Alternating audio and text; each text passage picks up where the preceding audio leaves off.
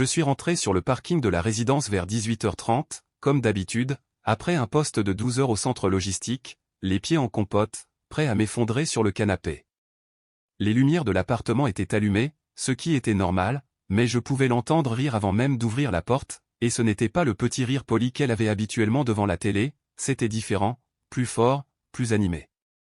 Je suis entré et elle était sur le canapé, le téléphone collé à l'oreille, le visage illuminé d'une façon que je n'avais pas vue depuis des mois, et quand elle m'a remarqué, elle n'a même pas interrompu sa conversation. « Non, t'es ridicule » disait-elle au téléphone, toujours souriante, « d'accord, on se parle demain. » Elle a raccroché et m'a enfin regardé, « Salut, c'était comment le boulot ?» Long, ai-je répondu en jetant mes clés sur le comptoir, « C'était qui ?»« Oh, juste Sébastien du bureau, il est hilarant. » Sébastien, j'avais entendu ce nom peut-être 3 fois au cours des 2 dernières semaines et maintenant ça faisait 5, alors j'ai demandé d'un ton décontracté, « Qu'est-ce qui est si drôle ?» Elle a fait un geste de la main pour minimiser la chose, il disait juste que je suis son âme sœur au travail, tu sais, parce qu'on commande toujours la même chose à midi et qu'on déteste tous les deux le nouveau système d'imprimante. Elle a ri à nouveau comme si c'était la chose la plus innocente au monde, c'est juste pour rire. Je suis resté là une seconde à l'observer, elle portait du maquillage un mardi soir à la maison, et ce parfum, celui qu'elle gardait habituellement pour les grandes occasions, était clairement perceptible. C'est ça, ai-je dit, juste pour rire. Ne sois pas comme ça, a-t-elle répliqué en faisant défiler son écran sans même me regarder, c'est des blagues de bureau inoffensives, tu deviens bizarre. Je n'étais pas bizarre, je remarquais des choses, comme la façon dont son téléphone était posé face contre le coussin du canapé, comme le fait qu'elle était restée tard au travail 3 fois la semaine dernière, ou qu'elle avait soudainement besoin de partir tôt pour un projet dont je n'avais jamais entendu parler avant hier. Je vais prendre une douche, lui ai-je dit. D'accord, il reste des pâtes au frigo si tu as faim. Je n'avais pas faim. Je suis allé à la salle de bain, j'ai ouvert l'eau et je suis resté là à penser, 5 ans de mariage, 5 ans à me réveiller à côté de quelqu'un qui avait promis de me soutenir, et maintenant je suis censé croire qu'un type qui l'appelle son âme sœur, c'est juste pour s'amuser. Je n'ai jamais été du genre jaloux, je n'ai jamais vérifié son téléphone, jamais questionné ses sorties, je lui faisais confiance parce que c'est ce qu'on fait dans un mariage, mais la confiance n'est pas aveugle et je ne suis pas stupide. Cette nuit-là, après qu'elle se soit endormie, j'ai vérifié, je m'en voulais de le faire, mais je l'ai fait.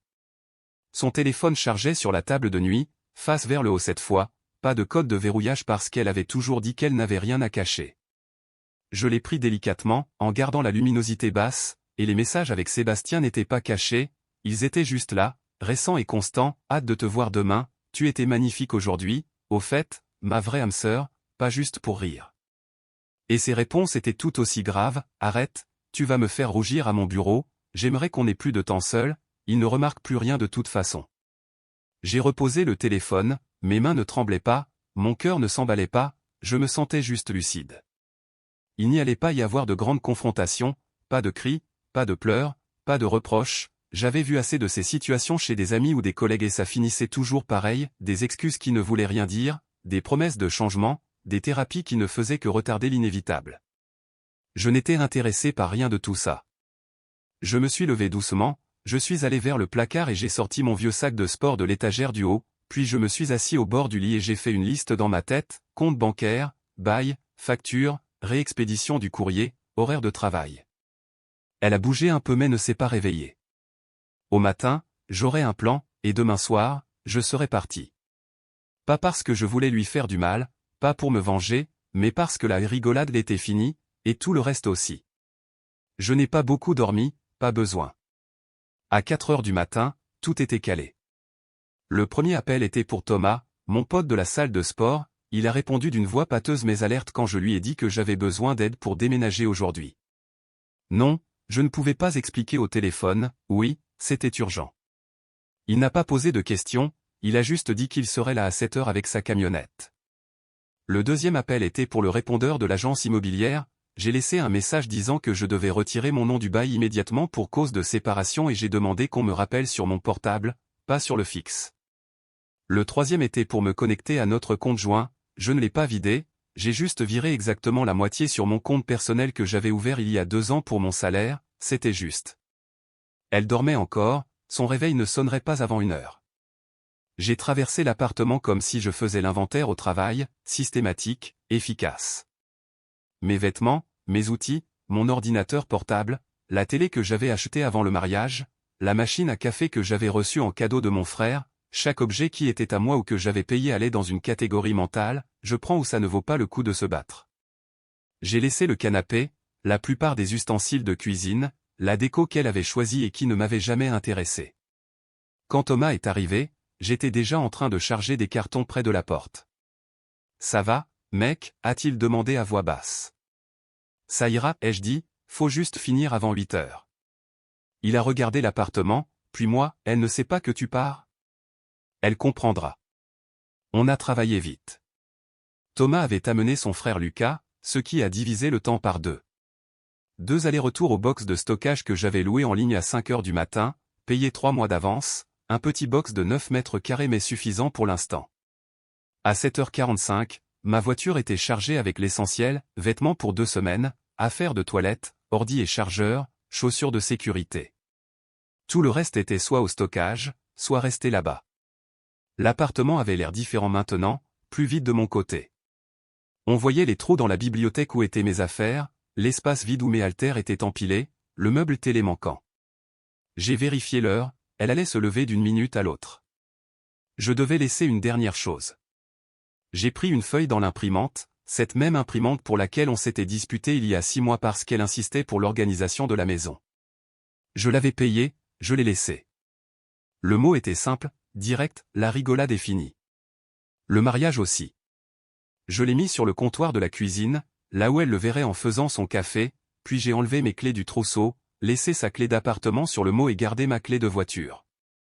Thomas attendait dehors dans son camion, Lucas était déjà parti. « Tu as un endroit où crècher ?» a demandé Thomas. « C'est géré » j'ai dit, « merci pour le coup de main. »« Quand tu veux, frère. »« Tu es sûr que tu ne veux pas rester et lui parler ?» Rien à dire. J'ai suivi le camion de Thomas hors de la résidence, je n'ai pas regardé l'immeuble en arrière, je ne me sentais pas dramatique, ce n'était pas un film, c'était juste moi qui sortais les poubelles avant qu'elles ne commencent à pourrir. Mon téléphone a vibré vers 9 heures, numéro masqué, j'ai laissé sonner. Puis un texto d'elle est apparu, « T'es où ? Où sont tes affaires ? Qu'est-ce qui se passe ?» Je n'ai pas répondu, j'ai bloqué le numéro et continué à conduire. J'ai appelé EDF depuis une station-service, expliqué que je déménageais et que je devais retirer mon nom du contrat, ils ont dit qu'elle devait ajouter le sien sinon le service serait coupé dans 30 jours, plus mon problème. J'ai fait pareil pour Internet et l'assurance auto puisque les 2 véhicules étaient sur la même police, j'ai séparé les contrats, elle pouvait prendre le sien. À midi, j'étais installé dans un appart-hôtel en périphérie près de l'autoroute, rien de luxueux, drap propre, Wi-Fi qui marche, micro-ondes et mini-frigo, 200 € la semaine, j'ai payé 1 mois d'avance, ça irait jusqu'à ce que je trouve un truc permanent.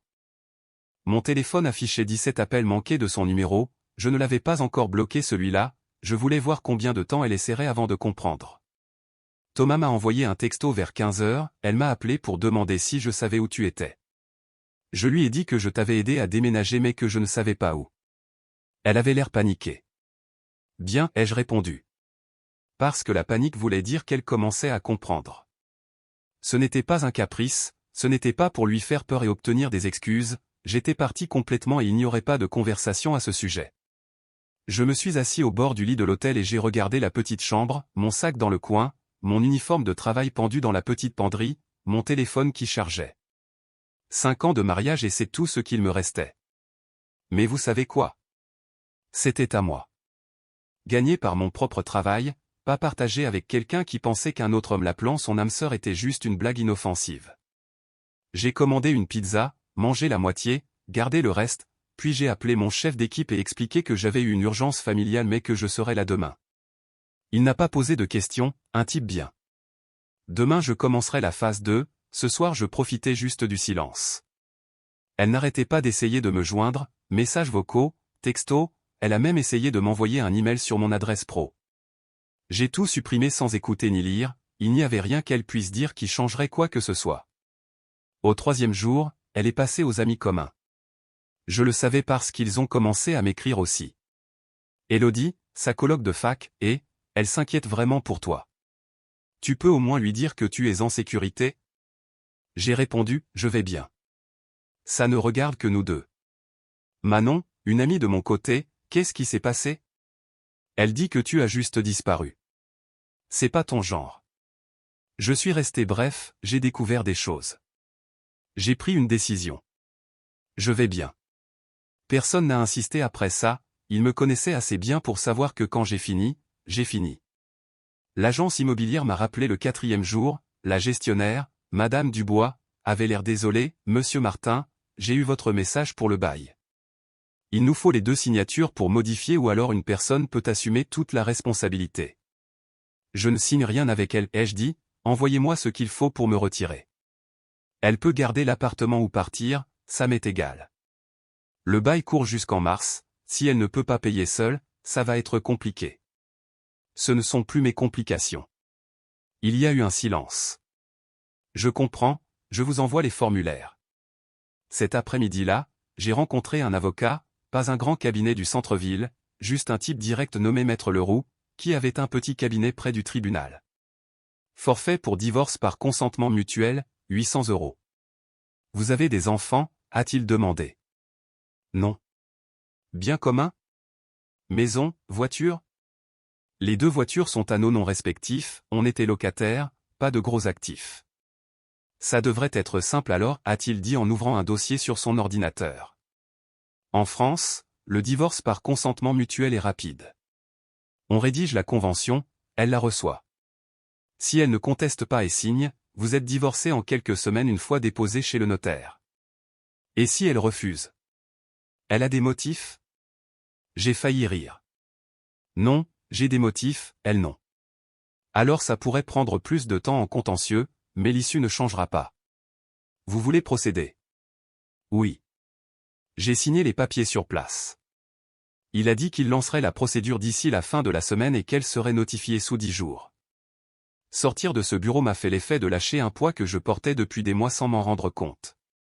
Pas exactement du soulagement, plutôt de la clarté. Mon téléphone a sonné pendant que j'étais dans ma voiture. Son numéro encore. Cette fois, j'ai répondu. Enfin, a-t-elle dit, la voix tranchante, tu as une idée de ce que tu me fais subir? Je rentre et la moitié de l'appartement est vide. Tu laisses un mot cryptique et tu disparais. Qu'est-ce qui ne va pas chez toi? Rien ne cloche chez moi, ai-je dit calmement. Alors c'est quoi ça? Une sorte de punition parce que j'ai un ami au travail? Tu es puéril. J'ai lu les messages. Silence. Quel message, a-t-elle finalement demandé, mais sa voix avait changé. Tous. Sébastien, ton âme sœur. Celui avec qui c'est clairement pas juste pour rire. Encore du silence. Ce n'est pas ce que tu crois, a-t-elle commencé. Je lance la procédure de divorce, je l'ai coupé, tu recevras les papiers dans une semaine. Ne me contacte plus. Attends, tu ne peux pas juste. J'ai raccroché, bloqué le numéro. Puis j'ai bloqué le numéro de Sébastien aussi, même s'il ne m'avait jamais appelé, juste au cas où. Les jours suivants, je me suis concentré sur le travail, j'ai pris des heures sup quand je pouvais. La routine aidait, réveil, boulot, retour à l'hôtel, dodo, simple, pas de drame. Thomas prenait de mes nouvelles régulièrement, m'a apporté à dîner un soir, on a juste regardé un match sans poser de questions intrusives. C'est le genre d'amis qu'on garde. Le 8e jour, appel d'un numéro inconnu. Pas de réponse. Puis un message vocal. C'était sa mère. Je ne sais pas ce qui se passe entre vous deux, mais elle est dévastée. Elle reste avec nous maintenant parce qu'elle ne peut pas payer l'appartement toute seule. Tu dois être un homme et arranger ça. Le mariage c'est le pardon. J'ai supprimé.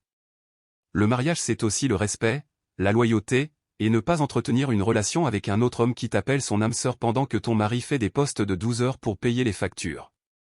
10e jour, l'avocat a appelé. Elle a reçu les papiers. Je pensais que vous aimeriez le savoir. Merci. Elle a un délai de réflexion. On verra si elle signe. Je ne pensais pas qu'elle contesterait. Qu'est-ce qu'elle pourrait bien dire à un juge? Que j'étais déraisonnable de partir après avoir découvert son infidélité émotionnelle.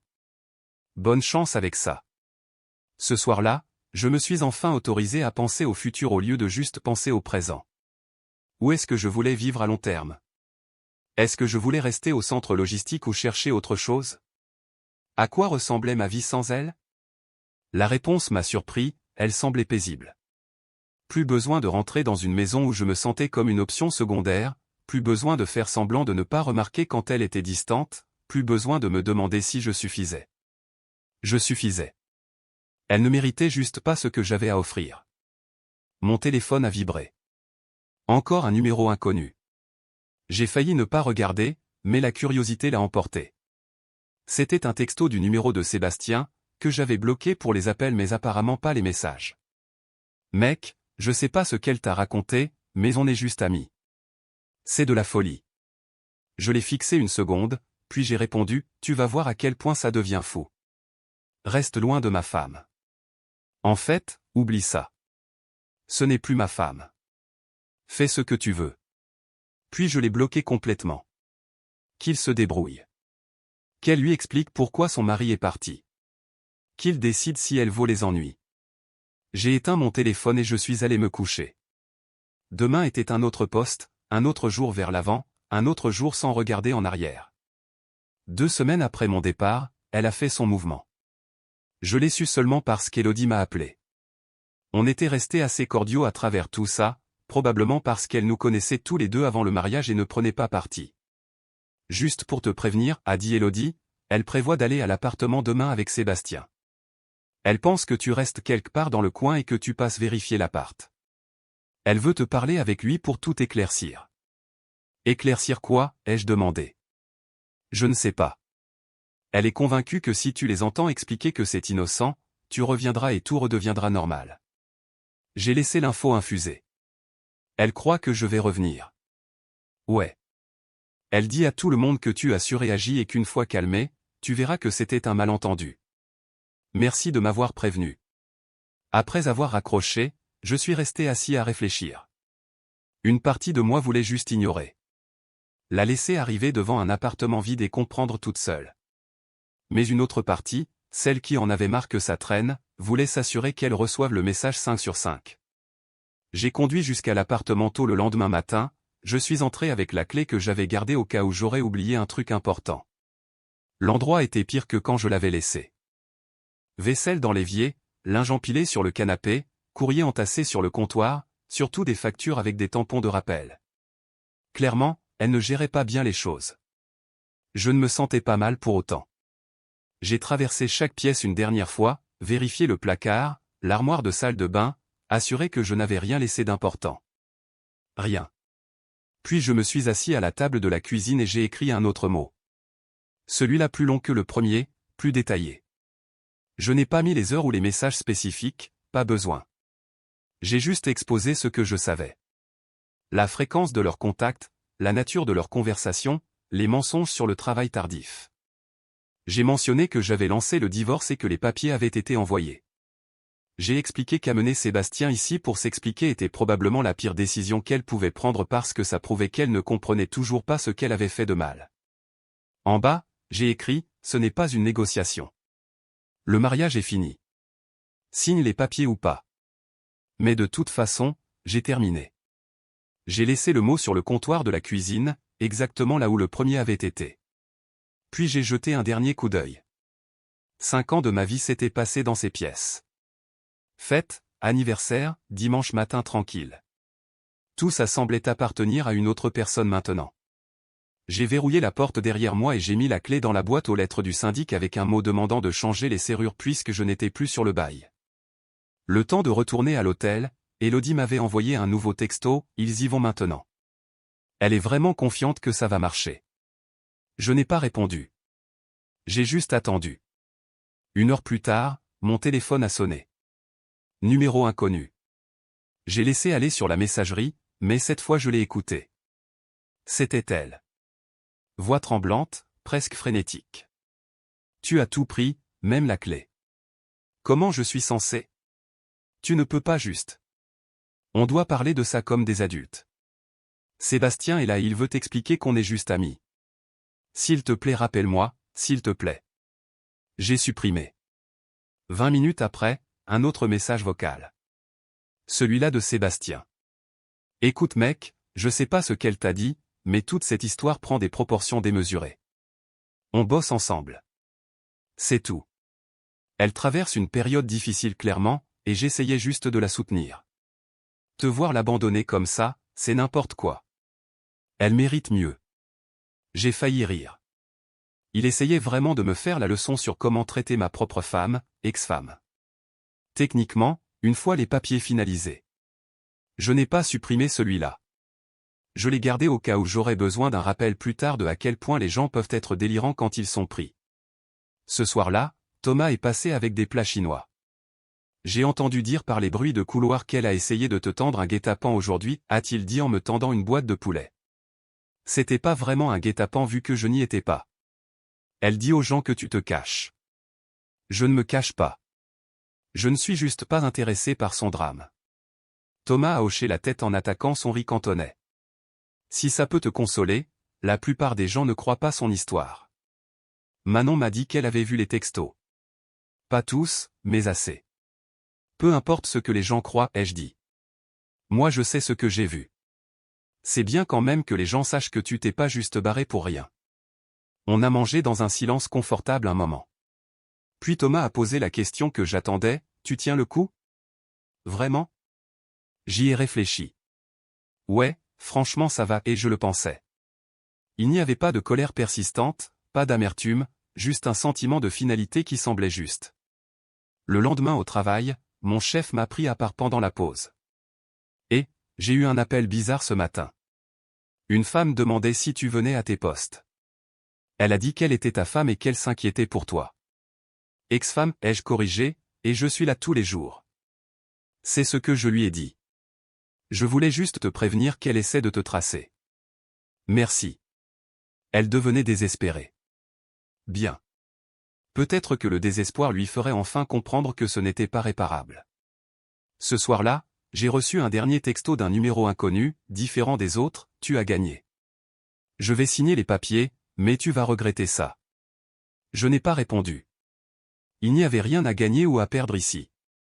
J'avais juste choisi de ne pas rester dans une situation qui ne me convenait plus. Et regretter? La seule chose que je regrettais était de ne pas avoir fait confiance à mon instinct plus tôt. J'ai bloqué le numéro et je suis allé dormir. La convention de divorce est revenue signée 3 semaines plus tard. Pas de contestation, pas de demande de médiation, juste sa signature et le tampon d'un avocat. Maître Leroux m'a appelé avec la nouvelle. C'est aussi propre que possible. On dépose ça chez le notaire et vous serez officiellement divorcé dans environ 2 semaines. Félicitations, j'imagine. Merci. Vous tenez le coup? Mieux que ça. Et c'était vrai. J'avais trouvé une petite maison à louer de l'autre côté de la ville. Rien d'extravagant, mais il y avait un garage et un jardin.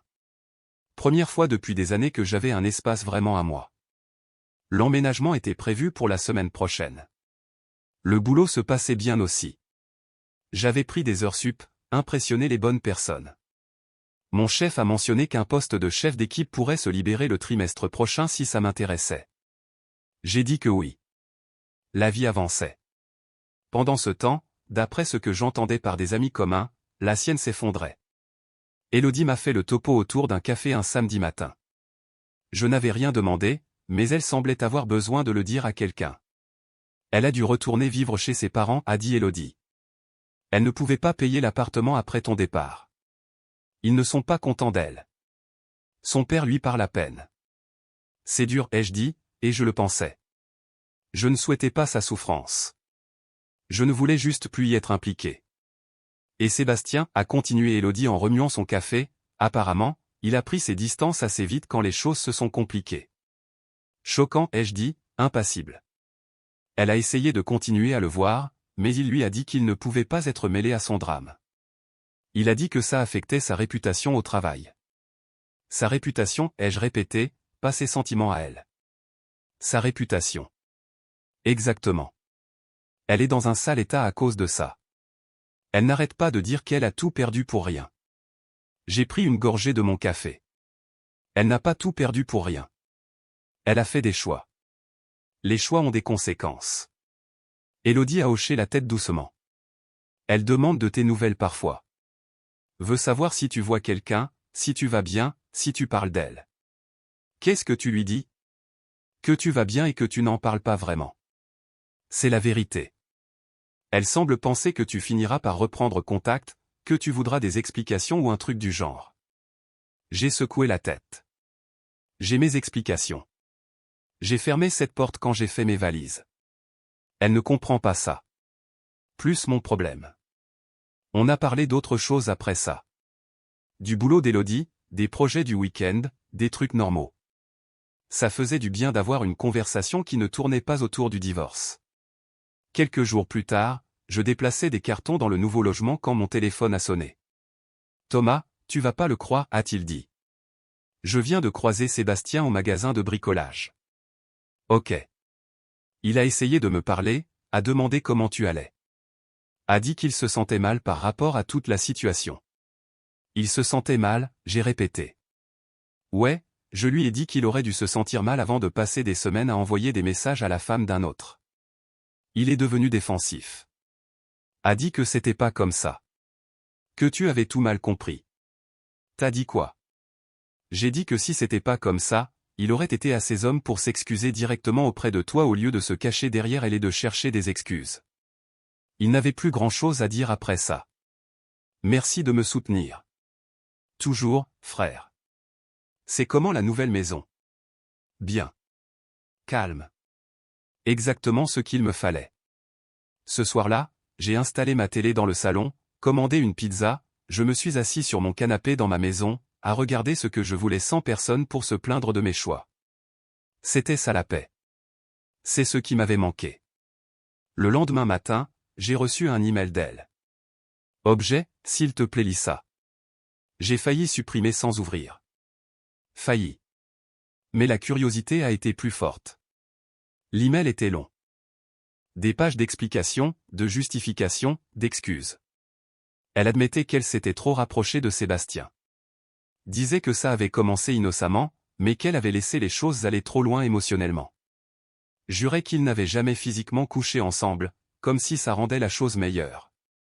Disait qu'elle s'était sentie seule parce que je travaillais trop. Disait qu'elle ne voulait pas me faire de mal. Disait qu'elle m'aimait et voulait réparer les choses. Je l'ai lu en entier une fois. Puis je l'ai fermé et mis à la corbeille. Il n'y avait rien à réparer. On ne répare pas la confiance brisée avec des mots. Et je ne voulais pas. J'ai tapé une réponse courte. La dernière chose que je lui dirai jamais, j'ai reçu ton email. Je ne suis pas intéressé par des explications ou une réconciliation. Le divorce est quasi finalisé. Passe à autre chose. Moi je l'ai fait. J'ai envoyé, bloqué son adresse email. 2 semaines plus tard, l'attestation finale de divorce est arrivée par courrier. Officiel, légal, fini. J'ai tenu le papier 1 minute, puis je l'ai rangé dans le tiroir de mon bureau. Ce n'était pas un trophée. Ce n'était pas une punition. C'était juste la documentation d'une décision que j'avais prise et tenue. Ce week-end-là, Thomas et Lucas m'ont aidé à finir d'installer la maison. On a monté des meubles, accroché des cadres, organisé le garage, des trucs de mecs normaux. L'endroit est cool, a dit Thomas en ouvrant un soda après qu'on ait fini. On s'y sent chez soi. C'est chez moi, ai-je dit. Et ça ne l'était pas, la maison que j'avais partagée avec elle, pas l'appartement qu'on louait ensemble. C'était à moi. Bâti de zéro après que tout se soit effondré. Mon téléphone a vibré. Manon. Et, je voulais juste te dire qu'elle sort apparemment avec quelqu'un de nouveau déjà. Je pensais que tu devrais la prendre par une amie d'abord. J'ai répondu, tant mieux pour elle. J'espère qu'elle est honnête avec lui. Et je le pensais. Je n'étais pas en colère, pas jaloux, juste sincèrement indifférent. Ce soir-là, je me suis assis sur ma terrasse arrière avec une bière, regardant les étoiles, pensant à où j'étais il y a un mois, stressé, soupçonneux, remettant tout en question. Maintenant, lucide, concentré, libre. J'avais fait le bon choix. Pas parce que je voulais la blesser ou prouver quelque chose, mais parce que je connaissais ma valeur et refusais de me contenter de moins que ce que je méritais. La rigolade était finie, le mariage était fini, et je ne faisais que commencer. 6 mois plus tard, je reconnaissais à peine ma propre vie. Et je dis ça de la meilleure façon possible. Le poste de chef d'équipe a été validé. Meilleure paie, meilleurs horaires, vrai week-end libre. J'ai utilisé l'argent en plus pour arranger la maison, peint l'extérieur, construit un établi dans le garage, des petits projets qui rendaient l'endroit encore plus mien. J'avais commencé à aller à la salle avec Thomas régulièrement, pas pour prouver quoi que ce soit, juste parce que ça faisait du bien d'avoir une routine pour prendre soin de moi. Je me suis fait de nouveaux amis au boulot. Julien et Maxime du quai de chargement ont commencé à m'inviter à des barbecues le week-end. Des trucs normaux, pas de drame, pas de complications. Les rencarts n'étaient pas ma priorité, mais je n'étais pas fermé non plus. J'ai eu quelques rendez-vous décontractés. Rien de sérieux encore, et c'était très bien. J'apprenais à apprécier ma propre compagnie d'abord. Un jeudi après-midi, j'étais au magasin de bricolage pour prendre du matériel pour une clôture quand je l'ai vue. Elle était avec quelqu'un, un type que je ne connaissais pas.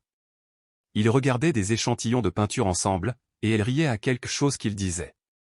Elle avait l'air différente, cheveux plus courts, perdu un peu de poids. Elle semblait heureuse ou au moins satisfaite. Une partie de moi s'attendait à ressentir quelque chose, colère, regret, tristesse, n'importe quoi. Mais je me sentais juste neutre, comme en voyant une ancienne collègue qu'on connaissait mais à laquelle on ne pense plus vraiment. Elle ne m'a pas vu. J'ai pris mon matériel et je suis parti avant qu'elle ne puisse me voir. Pas parce que je l'évitais, mais parce qu'il n'y avait aucun intérêt à une conversation. On n'avait rien à se dire. Sur le trajet du retour, j'ai pensé à tout le chemin parcouru depuis cette nuit où j'ai trouvé les messages. La version de moi qui est restée éveillée à planifier sa sortie. Le type qui a déménagé en silence plutôt que de se battre. J'avais pris la bonne décision. À chaque étape, j'avais pris la bonne décision. Ce week-end-là, j'ai fini la clôture. Thomas et Lucas sont venus aider pour les poteaux. On a fait griller des burgers après, assis dans le jardin, à parler de rien d'important. Tu as l'air bien, mec, a dit Thomas. Genre vraiment bien. Je le suis, ai-je dit, et je le pensais. Pas de regret sur comment tout s'est passé? J'y ai pensé une seconde. Pas un seul. J'aurais pu rester et me battre, j'aurais pu exiger une thérapie ou des explications ou des promesses, mais rien de tout ça n'aurait changé ce qui s'est passé. Elle a choisi de manquer de respect à notre mariage. J'ai choisi de me respecter et de partir. Lucas a levé son soda. C'est la bonne voie. On a trinqué et continué à parler. Conversation normale, après-midi normal, vie normale. Plus tard ce soir-là, je rangeais de vieux papiers quand j'ai trouvé l'acte de divorce final dans mon tiroir. Je l'ai regardé une minute, puis je l'ai classé dans un dossier étiqueté chapitre clos parce que c'est exactement ce que c'était. Mon téléphone a vibré. Texto de Manon. Je te croise à la salle demain? Élodie et moi on pense s'inscrire. J'y serai vers 10h, j'ai répondu. La vie s'était installée dans quelque chose de confortable, quelque chose à moi. Plus besoin de marcher sur des œufs. Plus besoin de me demander si j'étais parano. Plus besoin de me sentir comme un étranger dans ma propre relation. J'avais une maison dont j'étais fier, un travail qui respectait mes efforts, des amis qui me soutenaient. Temps de découvrir ce que je voulais vraiment au lieu de juste réagir à ce que quelqu'un d'autre faisait. Le lendemain matin, je remplaçais la boîte aux lettres devant quand mon voisin Nicolas s'est approché avec son chien. L'endroit a fière allure, a-t-il dit. Tu as fait beaucoup de choses depuis que tu as emménagé. Merci. Je m'occupe. Ma femme et moi on invite des gens samedi pour dîner. Tu devrais venir, amène quelqu'un si tu veux ou viens seul. C'est à la cool. Je serai là, ai-je dit. Et juste comme ça, j'avais des plans pour le week-end qui n'impliquaient pas d'analyser des textos ou de questionner des intentions. Juste des trucs normaux de voisinage. Cet après-midi-là, je me suis assis sur ma terrasse avec un livre que je voulais lire depuis des mois. Le soleil se couchait, l'air fraîchissait, et tout était calme. J'ai pensé aux mots que je lui avais laissés il y a 6 mois. La rigolade est finie. Le mariage aussi. Des mots qui avaient tout changé. Des gens m'avaient demandé si je pensais être allé trop vite, si j'aurais dû lui donner une chance de s'expliquer, si je regretterais de ne pas avoir essayé plus fort de sauver le mariage. Mais voilà le truc, ils ne comprenaient pas. Je n'avais pas abandonné le mariage rapidement. J'avais abandonné exactement au bon moment. Le moment où j'ai réalisé qu'elle avait déjà décroché, j'ai décroché aussi. Ce n'est pas abandonner. C'est reconnaître quand quelque chose est fini et avoir l'amour-propre de partir avec dignité. Mon téléphone a vibré une dernière fois. Numéro inconnu, un texto. Je sais que tu ne liras probablement pas ça, mais je voulais que tu saches que je suis désolé pour tout. Tu mérites mieux. J'espère que tu vas bien. Je l'ai fixé une seconde, pensé à répondre, pensé à ignorer. Puis je l'ai juste supprimé et je suis retourné à mon livre. Elle avait raison sur une chose. Je méritais mieux et je l'avais construit. Brique par brique, décision par décision, la rigolade était finie. Le mariage était fini. L'ancienne version de ma vie était finie. Et la nouvelle devenait vraiment bonne. J'ai tourné la page et continué à lire. Le passé était derrière moi. L'avenir était grand ouvert. Et pour la première fois depuis longtemps, j'étais exactement là où je voulais être. Notre histoire touche à sa fin.